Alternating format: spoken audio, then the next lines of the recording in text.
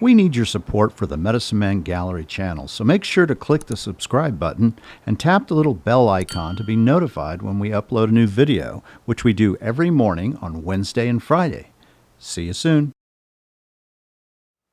I want to talk to you about what should you look for if you're trying to buy art or antiques.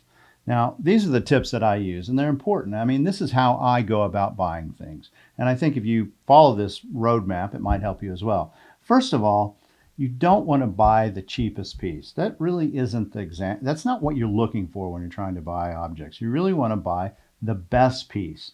And if you're going to buy the best piece, that brings tip number 2, which is price is less important. Now, I know that sounds probably not like what you would think. You would think, oh, I always want to buy as low as possible. But the reality is, if you're looking for those low value pieces, but you want a high quality, you're just not going to find them.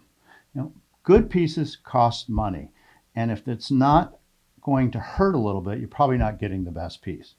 Also, provenance. What's the history of the piece?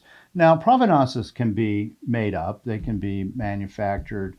But if you have a good paper trail of, let's say, a painting, you can see exactly where it's been. Or some baskets, for instance, I just bought, where we have not only the whole history, they actually brought in paperwork that showed when the trading post was made, as well as photographs of them in the trading post. Those are great provenance. That adds to the value. So provenance is also very important. Condition. Condition really can't be underestimated. If you have a piece that's, let's say, a great piece, but it has terrible condition, it might be okay to buy. But if it's an average or a mediocre piece and it has bad condition issues, you don't want to buy those kind of pieces. You're really looking for certain things in an piece of art or antiques that are important on the overall decision if you're going to buy it. Also, rarity. Is it a rare piece or is it a common piece?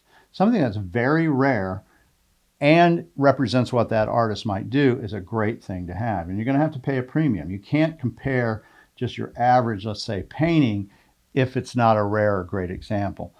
And the opposite is if it's a artist, let's use for a paintings example, it's a great artist, but it's a subject matter that's just not what they're known for. For instance, in Maynard Dixon. Maynard Dixon did some images, illustrations of Hawaii.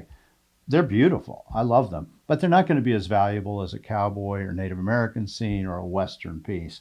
They're just not. So if you're buying just because it's the name, you better try to at least get the subject matter that they're known for. If you follow these tips, you can trade and buy like a real professional and build a wonderful collection. You buy Medicine Man Gallery, located for over 26 years in Tucson, Arizona, specializing in antique Native American art, early Western art, including the famed Maynard Dixon, as well as modern art. You can find everything online at medicinemangallery.com. There's over 6,000 objects to select from.